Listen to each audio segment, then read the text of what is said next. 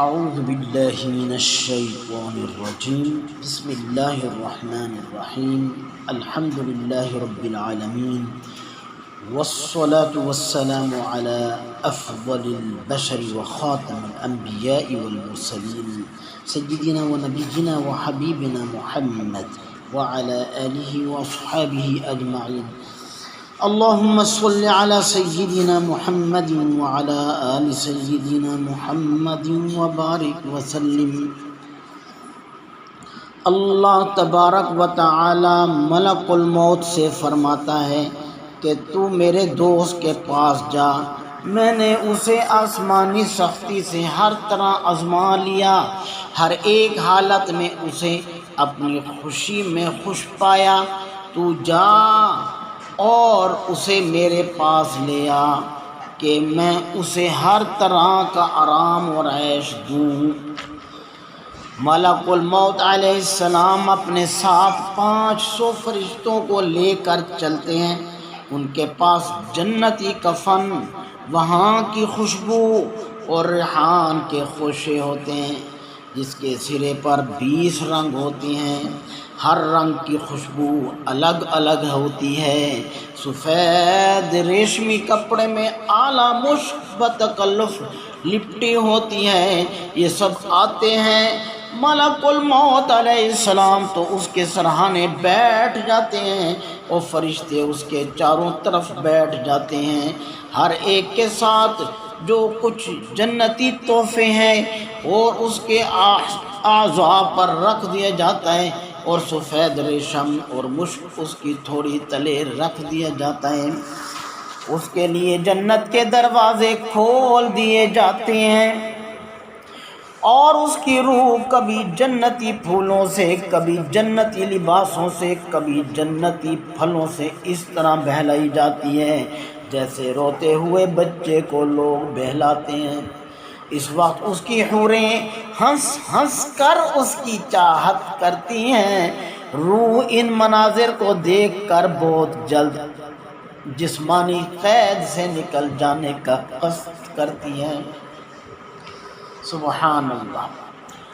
ملک الموت علیہ السلام فرماتے ہیں، ہاں اے پاک روح، بغیر کانٹے کی بیریوں کی طرف اور لدے ہوئے کیلوں کی طرف اور لمبی لمبی چھاؤں کی طرف اور پانی کے جھرنوں کی طرف چل۔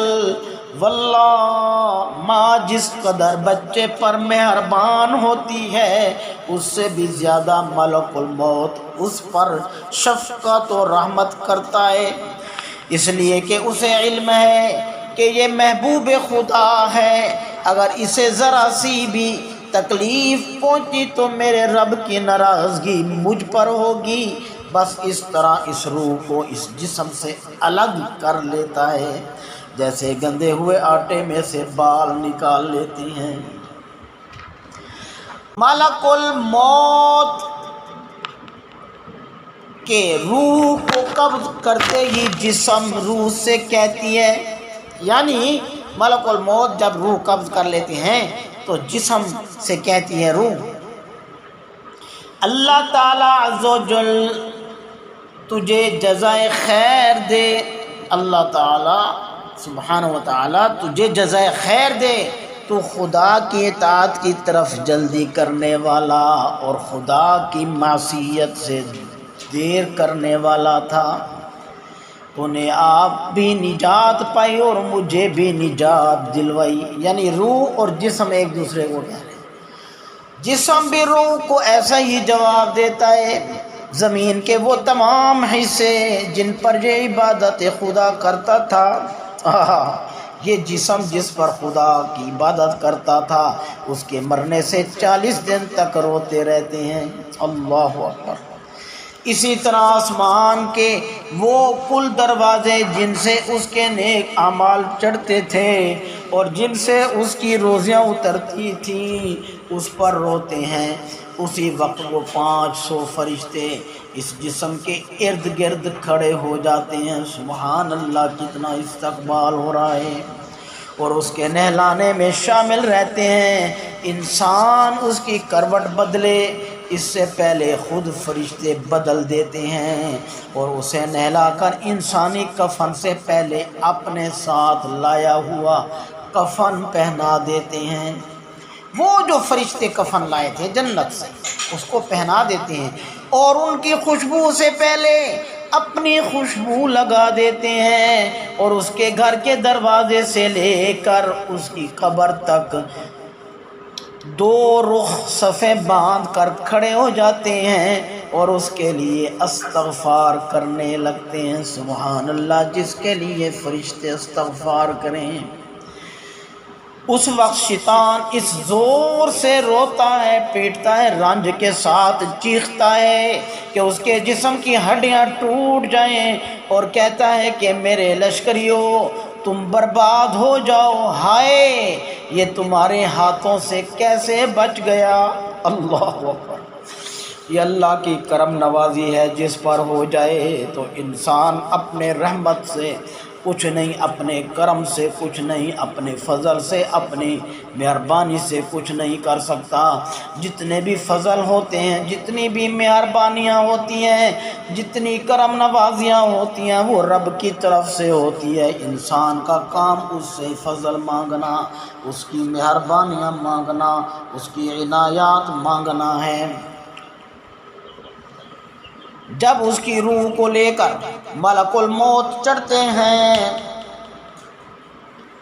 تو حضرت جبرائیل علیہ السلام 70,000 فرشتوں کو لے کر اس کا استقبال کرتے ہیں۔ سبحان اللہ، ایسا استقبال بھی دیکھو، ہر ایک سے جدا گانا بشارت خداوندی سناتا ہے، ہر ایک اسے جدا گانا علیحدہ علیحدہ بشارت خداوندی سناتے ہیں، یہاں تک کہ اس کی روح عرش خدا کے پاس پہنچتی ہے، وہاں جاتے ہی سجدے میں گر پڑتی ہے۔ اسی وقت جناب باری تعالیٰ کا ارشاد ہوتا ہے کہ میرے بندے کی روح کو بغیر کانٹوں کی بیریوں میں اور تہ بہتہ کیلوں کے درختوں میں اور لمبے سایوں میں اور بہتے پانیوں میں جگہ دے دو۔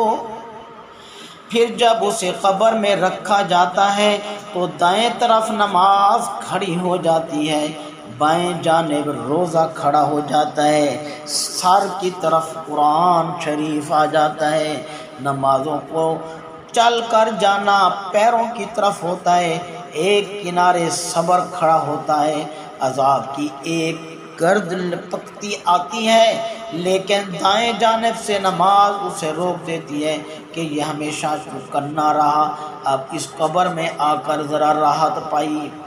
وہ بائیں طرف سے آتی ہے، یہاں سے روزہ یہی کہہ کر اسے آنے نہیں دیتا، سرہانے سے آتے ہیں، یہاں سے قرآن اور ذکر یہی کہہ کر آڑے آتے ہیں۔ وہ پیروں کی طرف سے آتی ہے،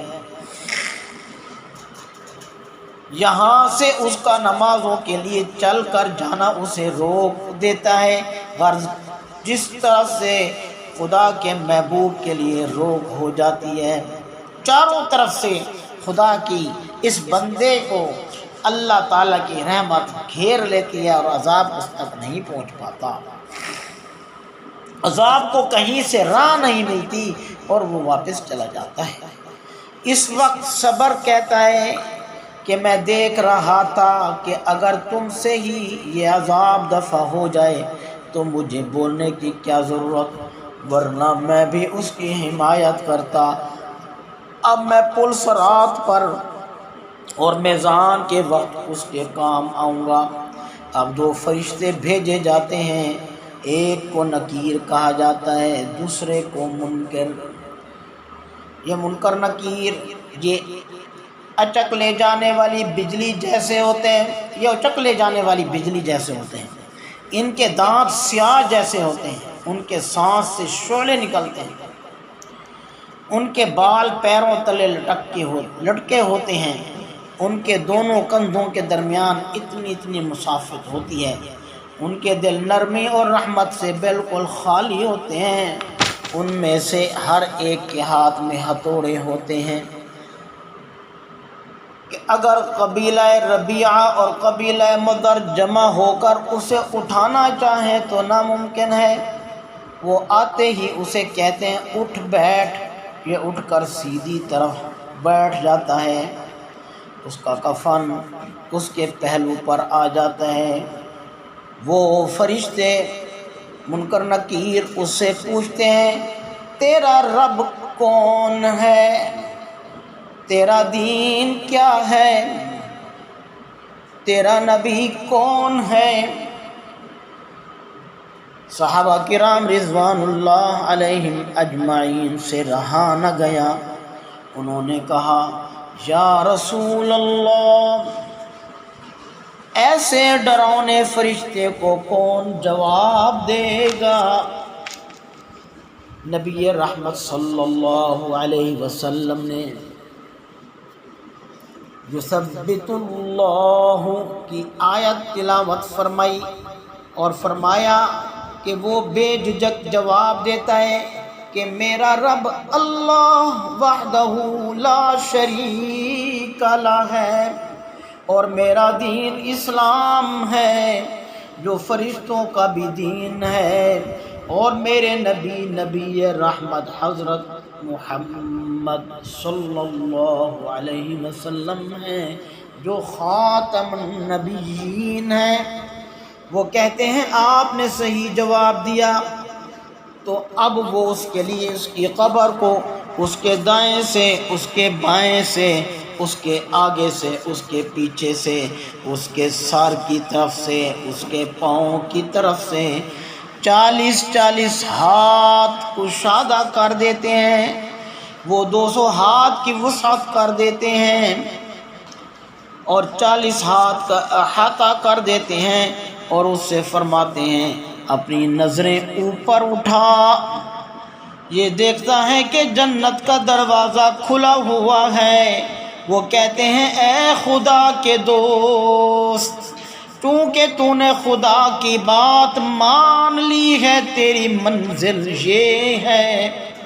نبی کریم صلی اللہ علیہ وسلم فرماتے ہیں اس خدا کی قسم جس کے ہاتھ میں محمد عربی کی جان ہے صلی اللہ علیہ وآلہ وسلم، اس وقت جو سرور اور راحت اس کے دل کو ہوتی ہے وہ لازوال ہوتی ہے۔ پھر اس سے کہا جاتا ہے اب اپنے نیچے دیکھ، یہ دیکھتا ہے کہ جہنم کا دروازہ کھلا ہوا ہے۔ فرشتے کہتے ہیں کہ دیکھ اس سے خدا نے تجھے ہمیشہ کے لیے نجات بخشی۔ پھر تو اس کا دل اتنا خوش ہوتا ہے کہ یہ خوشی عبدالآباد تک ہٹتی ہی نہیں۔ میری امی جان سیدہ عائشہ طاہرہ ام المومنین رضی اللہ تعالی عنہا فرماتی ہیں کہ اس کے لیے 70 دروازے جنت کے کھل جاتے ہیں، جہاں سے باد صبا کی لپیٹیں خوشبوئیں اور ٹھنڈک کے ساتھ آتی رہتی ہیں، یہاں تک کہ اللہ عز و جل سبحانہ و تعالی اس کی اس خوابگاہ سے قیامت کے قائم ہو جانے پر اٹھائے۔ اللہم صلی علی سیدنا و مولانا محمد وعلی آل سیدنا و مولانا محمد وبارک وسلم۔ اللہم صلی علی محمد وعلی آل محمد کما صلیت علی ابراہیم وعلی آل ابراہیم انک حمید مجید۔ اللہم بارک علی محمد وعلی آل محمد کما بارکت علی ابراہیم وعلی آل ابراہیم انک حمید مجید۔ جزا اللہ عنا محمدا ما هو اہلہ صلی اللہ علی حبیبہ سیدنا محمد وآلہ وسلم۔